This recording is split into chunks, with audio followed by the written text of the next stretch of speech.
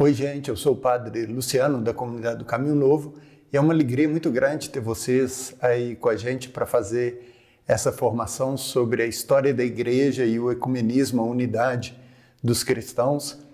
Esse é o segundo vídeo, a segunda parte dessa formação. Então, se você ainda não assistiu a primeira parte, para tudo que você está fazendo, se inscreva no canal e vai assistir esse vídeo aqui primeiro, a primeira parte. Senão você não vai entender nada do que eu vou falar aqui nesse vídeo, tá bom? Então assiste lá, se inscreva no canal, dê um like aí no vídeo já, ative o sininho para você ter as notificações e aí depois de assistir a primeira parte, você volta aqui para assistir esse vídeo. Se você já assistiu a primeira parte, volta lá, escreve nos comentários se você teve alguma dúvida, o que você achou, tá bom? E a gente vai seguir aqui hoje nessa segunda parte. Como que a gente vai funcionar para esse vídeo, essa segunda parte? Da mesma forma que a gente fez para a primeira parte, ou seja, a gente vai pegar desde o Novo Testamento com os apóstolos e Jesus e vai fazer uma leitura até os dias de hoje. Na primeira parte, os óculos que eu utilizei para fazer essa leitura foi sobre a ótica das divisões, riscos de separação dos discípulos de Jesus, de nós cristãos.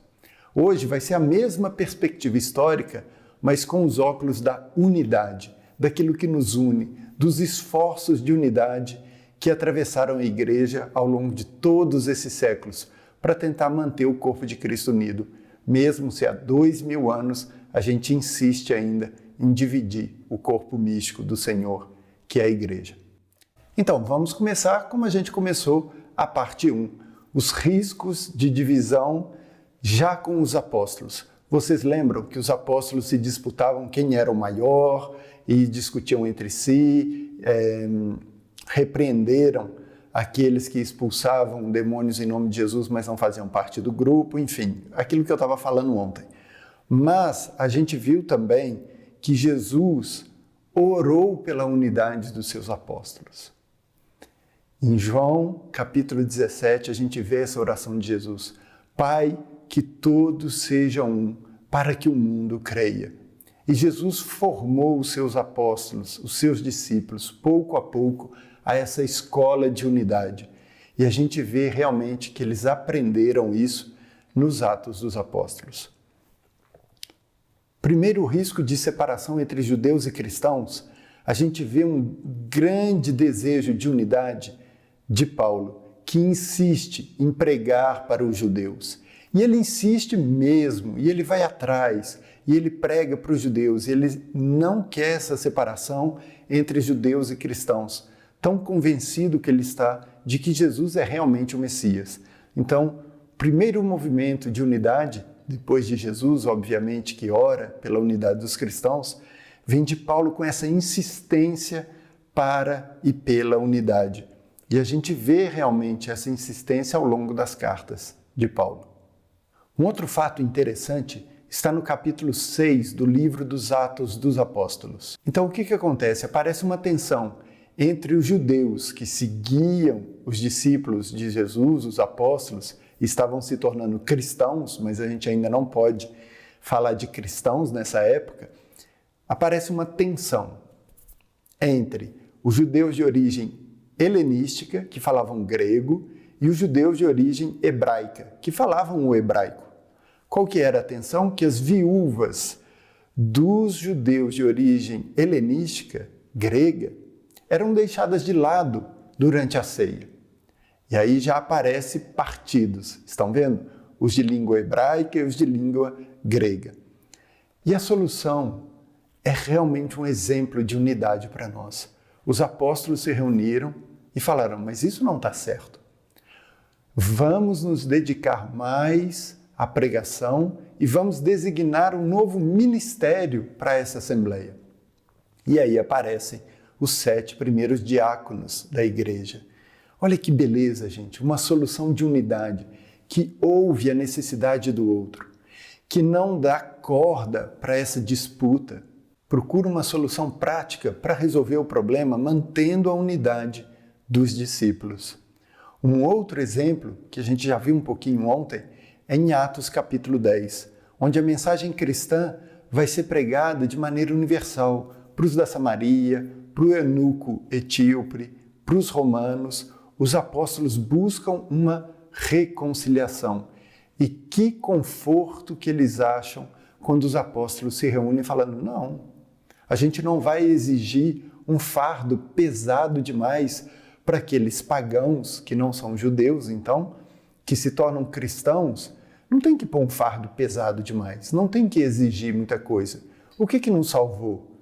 Não é o nome de Jesus? Não é a fé em Jesus? Então basta isso. E dão alguns conselhos práticos para evitar confusão e escândalo relativos à idolatria.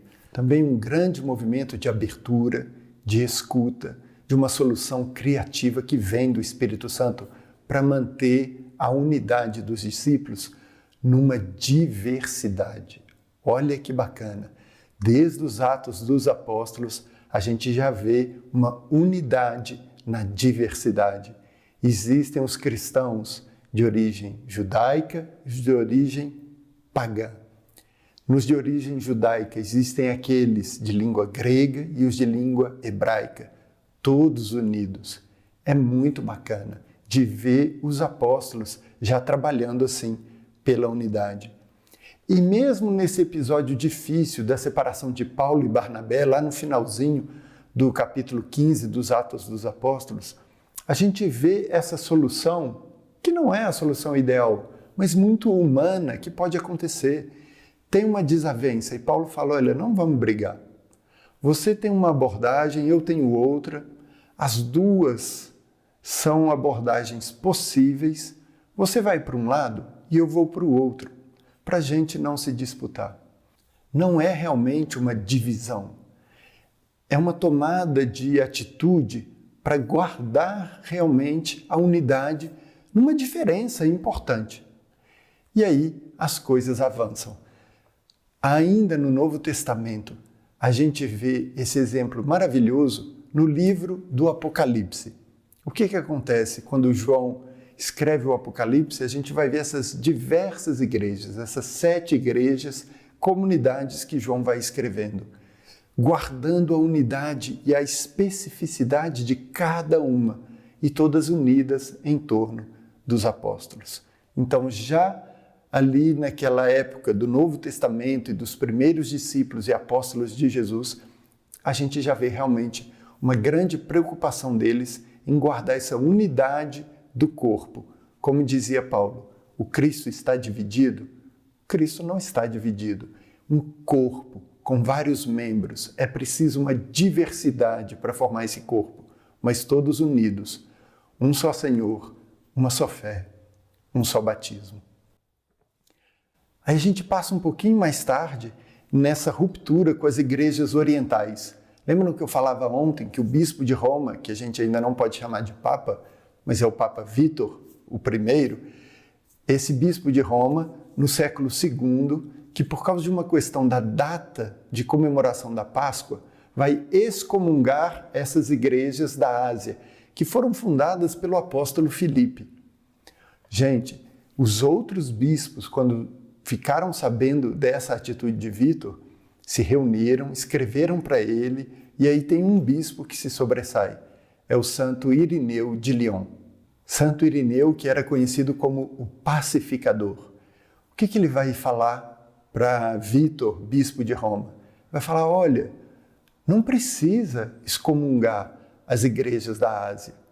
Não, isso é uma questão de costume, e tem vários costumes diferentes que não impedem a nossa unidade da fé.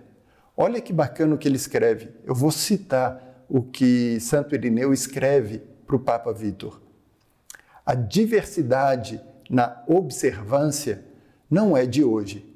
Procuremos manter a paz, já que esta diversidade confirma a unidade da fé. Vou repetir. Esta diversidade confirma a unidade da fé. Olha que bacana. Não tem problema se a igreja da Ásia quer celebrar a Páscoa exatamente no dia 14 do mês de Nissan, e as outras igrejas, inclusive a igreja em Roma, quer celebrar a Páscoa no domingo que vem depois desse dia 14.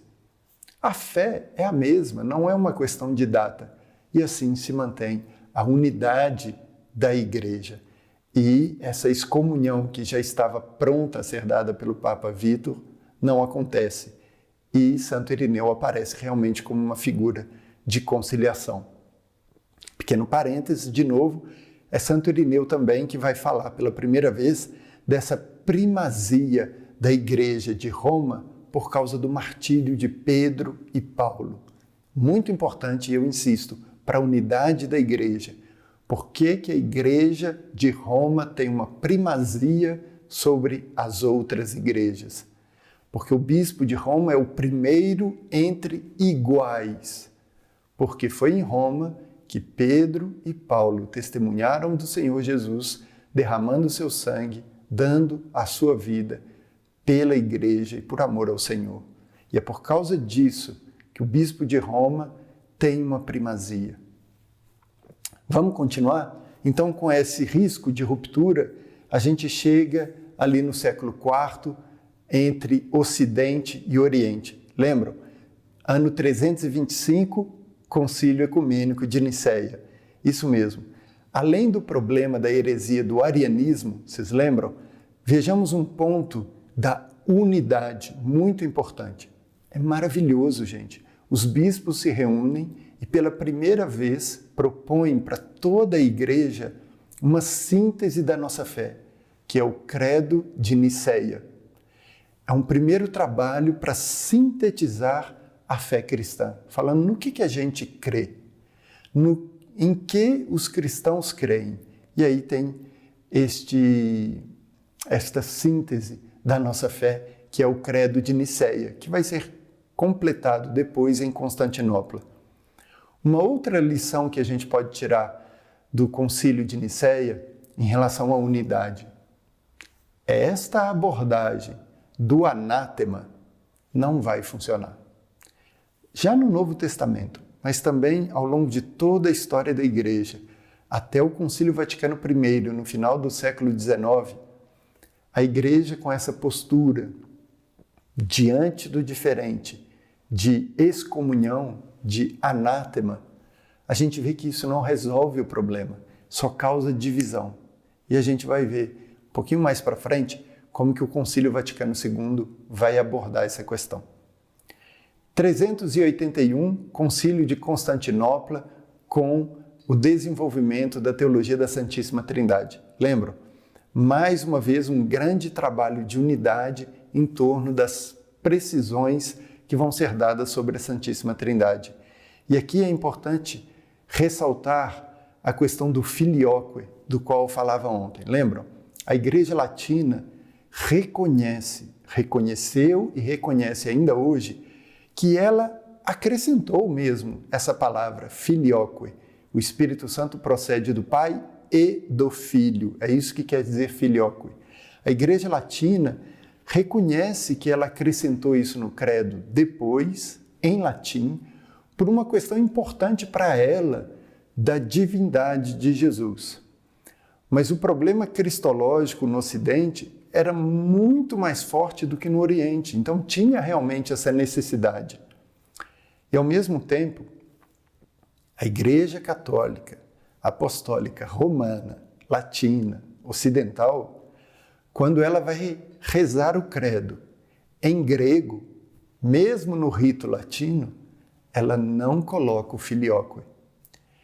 Desde o Papa Paulo VI, Papa João Paulo II, o Papa Bento XVI, o Papa Francisco, em diversas viagens, onde tiveram que rezar o credo em grego, não falam a palavra filioque. A Igreja Latina também reconhece que tem expressões diferentes da fé. Olha que bacana. O Espírito Santo procede do Pai e do Filho. Procede do Pai pelo Filho, através do Filho. E aí começa essas nuances da nossa fé para entender um pouco melhor o outro. Unidade como reconhecimento de que o outro pode ter uma linguagem diferente da minha e que o mistério da fé pode ser muito maior do que aquela parte que eu consigo enxergar. Mesmo se aquela parte que eu consigo enxergar é verdadeira e faz parte da verdade, mas um outro ponto de vista também pode ter razão. Qual a lição para a unidade? Exatamente essa. Há maneiras diferentes e muitas vezes complementares de se entender e se explicar a fé cristã. Numa determinada cultura, numa determinada língua, num determinado tempo, a gente pode explicar a nossa fé de maneira diferente. Vamos agora para o ano de 431, o Concílio de Éfeso, aonde tem essa controvérsia nestoriana, lembram? O que aconteceu como divisão no Concílio de Éfeso? A igreja assíria do Oriente é excomungada, anátema, por causa dessa questão da divindade de Jesus. Gente, o Concílio de Éfeso, como os outros, era em grego.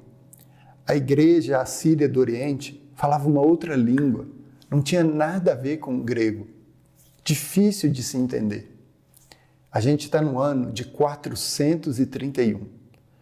Sabe quando que esse problema com a igreja assíria do Oriente foi resolvido?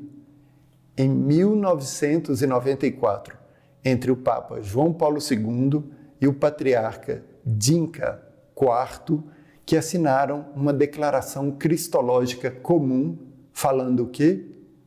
Na verdade, a gente acredita na mesma coisa. Jesus Cristo é homem e Deus, plenamente. Gente, mais de 1.500 anos para poder se colocar em torno de uma mesa, em torno de um altar, e se colocar de acordo que o que os dois falavam era exatamente a mesma coisa, mas de uma maneira e numa linguagem diferente. Um outro passo importante para essa unidade foi em 1997, com a possibilidade da admissão mútua na Eucaristia. E aí, a Igreja Assíria do Oriente é integrada nessa comunhão. Olha só que bacana, um movimento de unidade, mas 1.500 anos depois. Em 451, o Concílio de Calcedônia, com uma questão também importante sobre a unidade. O que aparece, vocês lembram, nesse Concílio de Calcedônia? É uma certa primazia de Constantinopla sobre as outras igrejas orientais. Uma maneira mais sinodal de trabalhar. E isso é fundamental para a unidade da igreja. Aceitar uma certa autonomia das igrejas locais. Isso já começa a acontecer lá no Concílio de Constantinopla. As igrejas autocéfalas, que a gente diz. Cada uma tem a sua autonomia e o patriarca faz uma unidade.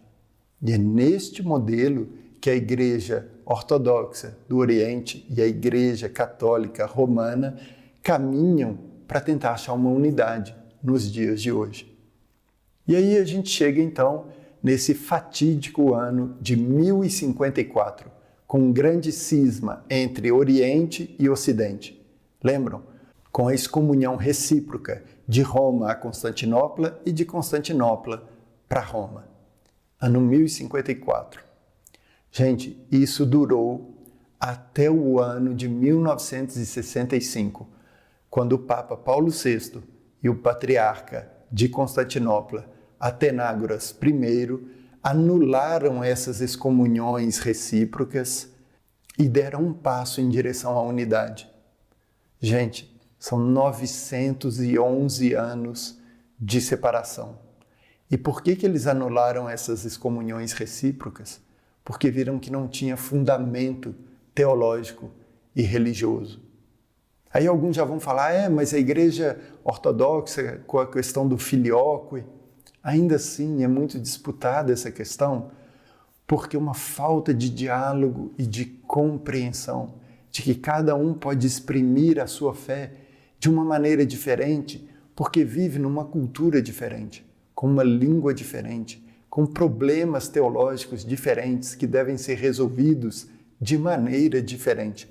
mas o passo para a unidade foi dado entre o Papa Paulo VI e o Patriarca Athenágoras I. Não tem mais excomunhão recíproca. A Igreja Ortodoxa e a Igreja Católica Romana ainda não estão em plena comunhão, mas o caminho está sendo percorrido.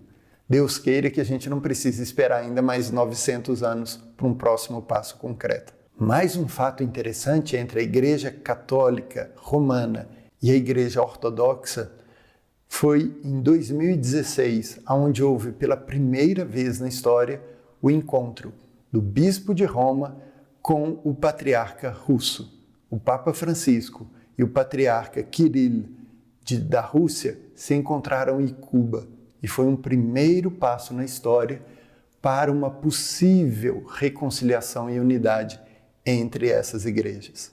E aí a gente chega na etapa da reforma, no século XVI, com a reforma de Lutero. Lembram? 1520, condenação de Lutero, 1521, a excomunhão de Lutero. Mas isso, como a gente viu, nunca resolveu o problema. Qual que era uma das razões principais para a divisão dos cristãos com a reforma, com Lutero? Era a salvação pela fé em Jesus. As nossas obras não podem nos salvar. Gente, isso aconteceu em 1521. E só em 1999, a Igreja Católica Romana e a Igreja Luterana conseguiram assinar uma declaração conjunta sobre a doutrina da justificação, dizendo o seguinte, vou citar: confessamos juntos que o pecador, todos nós, é justificado pela fé na ação salvífica de Deus em Cristo. Confessamos juntos. A justificação, a salvação é pela fé na ação salvífica de Deus em Cristo. Temos a mesma fé. Gente, demorou aí mais de 400 anos para a gente poder dialogar de novo e falar, não, mas na verdade a gente crê na mesma coisa. E o que é bonito nessa declaração conjunta é que logo depois tem um parágrafo que começa assim, segundo a compreensão luterana, e aí eles vão explicar a compreensão luterana. Outro parágrafo, segundo a compreensão católica, e vão explicar a compreensão católica. Mas é uma maneira diferente de compreender a mesma realidade de fé. Nós católicos e os nossos irmãos luteranos cremos na mesma coisa. O que nos salva é a fé em Jesus Cristo. E muita gente, infelizmente, muitos cristãos, católicos, luteranos, evangélicos, protestantes, ortodoxos, ignoram mesmo a existência desses documentos. É uma pena. E eu espero que esse curso, que essa formação vai ajudar vocês. Um outro passo foi dado em 2006, onde essa mesma declaração conjunta foi assinada, então, em 2006, pelo Conselho Metodista Mundial. Então, agora já são os católicos romanos, os luteranos e os metodistas. E em 2017, a Comunhão Mundial das Igrejas Reformadas também assinou. Como se isso não bastasse, também em 2017, a Igreja Anglicana da Inglaterra e vários outros países também assinou essa declaração. Então já somos os católicos romanos, os luteranos, os metodistas, os reformados e os anglicanos, que já assinaram essa declaração falando: a gente acredita na mesma coisa. O que nos salva é a fé em Jesus Cristo e só a fé em Jesus Cristo. Nossas obras são incapazes de nos salvar. Agora, como muitos de vocês que estão assistindo são católicos, vale essa precisão. Segundo a compreensão católica, a fé sem obras é morta e estéril. Então não é que a gente precisa das obras para sermos salvos. O que nos salva é a fé. Mas se eu não tenho as obras, esta fé é uma ilusão, é falsa. Ok? Vamos continuar? De uma maneira mais geral, a gente pode listar também alguns fatos muito importantes que aconteceram para a unidade dos cristãos, principalmente no século XX. Em 1910, a Conferência Missionária de Edimburgo, que marca o início do movimento ecumênico moderno.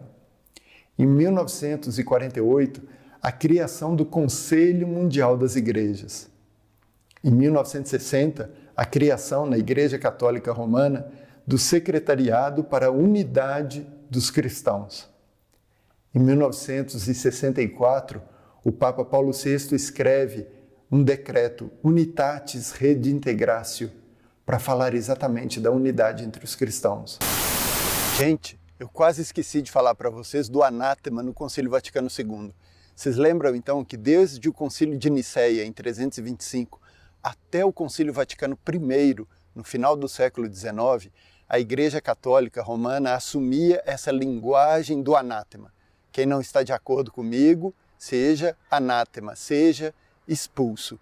E não entrava muito em diálogo com o outro, com o diferente. Aí chega o Concílio Vaticano II na Igreja, por volta dos anos 60, aí na metade do século XX. E olha só o que um dos documentos sobre a Igreja, esse documento chama Ecclesiam Sua, olha só o que ele fala a respeito da Igreja, no número 38 e 39 deste documento. A Igreja deve entrar em diálogo com o mundo em que vive. A Igreja face palavra, face mensagem, face diálogo. Antes de convertermos o mundo, e precisamente para o convertermos, é necessário que nos aproximemos e lhe falemos. Gente, a Igreja se faz diálogo. Sabe quantos anátemas tem em todos os documentos do Concílio Vaticano II? Nenhum. A Igreja muda de linguagem para entrar em diálogo, para ouvir, para escutar o outro que pensa de maneira diferente, para poder entender como que o outro explica a sua fé e assim dialogar. Olha que bacana. Que nós também possamos assumir essa postura de construção de unidade, em vez de só condenar o outro que pensa diferente de mim, entrar em diálogo, tentar entender o que ele quer e parar com essa postura de expulsar, de condenar, de falar que o outro é anátema, errado, herético, e entrar em diálogo para tentar entender. E eu tenho certeza que se a gente fizer isso, a gente vai acabar descobrindo que a gente acredita na mesma coisa. Um só Senhor Jesus Cristo, uma só fé e um só batismo. Vamos continuar? Papa João Paulo II vai dar um passo a mais com a encíclica Ut Unum Sint, que a gente acabou de festejar os seus 25 anos. Em 2014, a comunidade de Santo Anselmo, na Inglaterra, no coração da Igreja Anglicana, uma comunidade católica, a comunidade do Caminho Novo, a vocação ecumênica, presente no centro mundial da Igreja Anglicana para promover um ciclo de formação para jovens de todas as confissões e de todas as culturas. Olha que bacana! Isso são os frutos da unidade que o Espírito Santo nos dá. Antes de falar dos modelos e visões da unidade, eu gostaria de fazer um parêntese para falar um pouquinho da Igreja Católica. O que acontece? Muitos pensam e reduzem a Igreja Católica à Igreja Católica Apostólica Romana de rito latino. Gente, a gente está muito enganado. A Igreja Católica Apostólica Romana é composta de 24 igrejas. Existe a Igreja Latina, a Igreja Católica Apostólica Romana, e outras 23 igrejas católicas orientais. Eu vou deixar na descrição do vídeo um link com a lista dessas igrejas.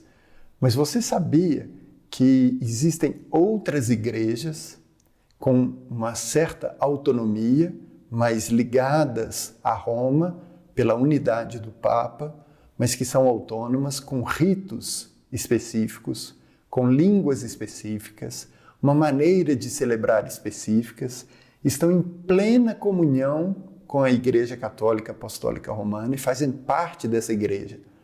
Tem um código de direito canônico específico para as igrejas orientais.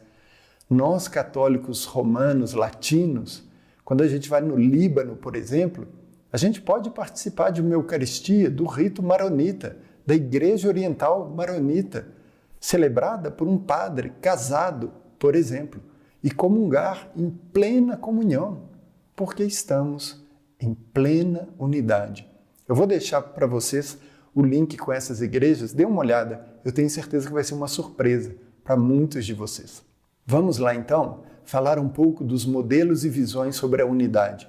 Vou propor para vocês 4 modelos ou visões sobre a unidade. O primeiro deles é o modelo da absorção. O que é isso? Cada um no seu quadrado, cada um no seu canto. Tem um esqueminha aí, eu vou mostrar para vocês. É um pouco redutor, mas dá para ilustrar um pouco, tá? Então, cada um no seu quadrado, cada um no seu canto, querendo absorver o outro para a minha igreja. Então, por exemplo, os ortodoxos dizendo para os católicos romanos, olha, vocês acrescentaram o filioque. Por que vocês não resolvem esse problema e voltam para a igreja ortodoxa? Os católicos vão dizer para os protestantes, vocês saíram da igreja católica, por que vocês não voltam para a igreja católica? E os protestantes vão dizer para os católicos e para os ortodoxos, quando vocês vão se reformar, enfim, e entrarem para a igreja reformada protestante. E aí cada um fica tirando a brasa para a sua sardinha e não tem unidade possível. O outro modelo são dos muros insurmontáveis. Nem sei se essa palavra existe, mas enfim, os muros insurmontáveis. E aí que vai falar que a unidade aqui, a unidade visível da igreja é impossível. Essa unidade vai acontecer no céu, como quando estivermos todos na presença do Senhor, porque esses muros não sobem até o céu. Ora, gente, isso é não levar em consideração a oração de Jesus, que todos sejam um. Uma posição muito cômoda para falar, não, a gente não precisa trabalhar pela unidade. Não tem problema, a unidade vai acontecer de qualquer forma em Deus. A gente acredita que não é isso que o Espírito Santo nos pede. O terceiro modelo é da unidade plural, uma grande confusão. E isso já deu muito pano para a manga, principalmente na Igreja Católica, com papas, teólogos que são contra o ecumenismo porque tem esta visão de uma unidade plural. Para você que não assistiu à nossa live da Semana de Oração pela Unidade dos Cristãos, eu vou colocar um link aqui, vai lá e assiste.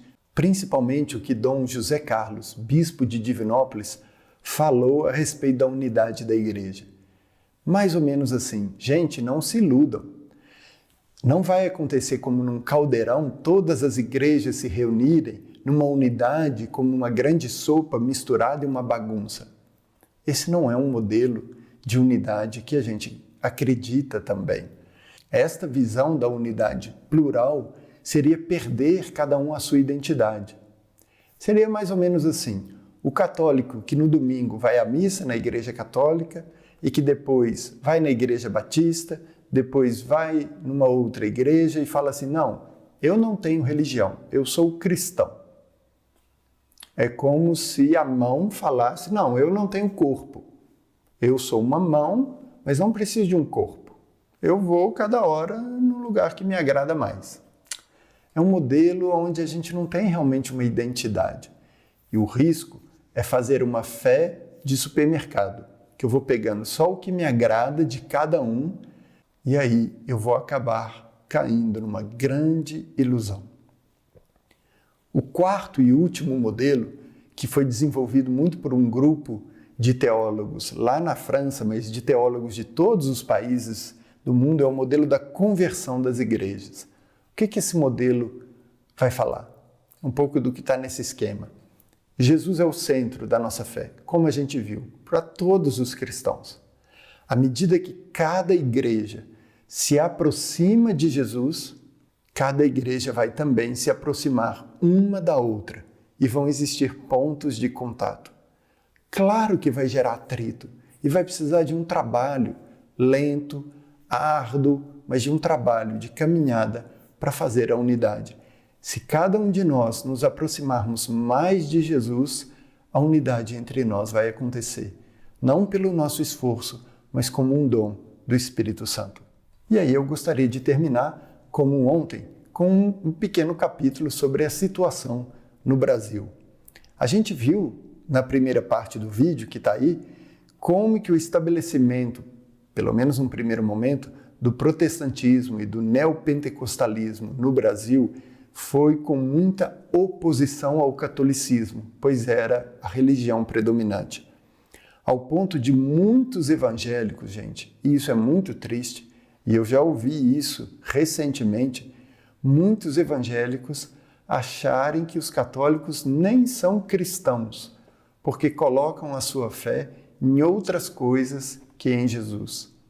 Gente, isso é um desconhecimento total da fé católica. E, infelizmente, muitos católicos desconhecem a própria fé. Por exemplo, desconhecem essa declaração conjunta que foi assinada em 1999, onde a Igreja diz que o que nos salva é a fé em Jesus Cristo. E só a fé em Jesus Cristo nos salva.